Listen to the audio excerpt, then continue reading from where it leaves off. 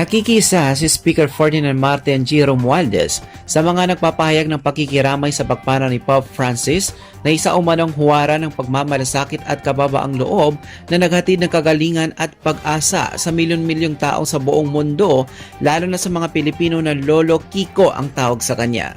It is with a heavy heart that I join the world in mourning the passing of People Francis, whom we in Leyte and across the Philippines lovingly call Lolo Kiko, pahayag ng Speaker Romualdez. Hindi makalimutan ni Speaker Romualdez ang pagtungo ni Pope Francis sa Tacloban sa kabila ng masungit na panahon, hindi nito alintana ang ulan.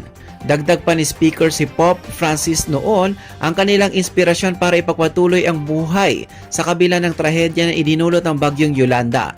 Sinabi ng House Leader na isinambuhay ni Pope Francis ang tunay na diwa ng isang pinuno na naglilingkod ang pagkalinga sa mahihirap, may sakit at mga nakalimutan ng lipunan at ang pagbibigay hindi lamang ng panalangin kundi pati ng aksyon.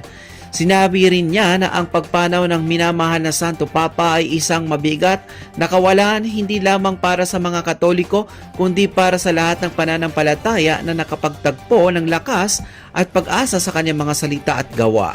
The world has lost a great man, but the kindness, the wisdom, and the deep compassion he shared with us will never fade. Lolo Kiko may have left this earth, but his spirit will on in every heart that he touched. Raise now, Holy Father. You have done more than enough. Thank you for loving us. Thank you for believing in us. We will carry you light forward, pahayag ni Speaker Romualdez.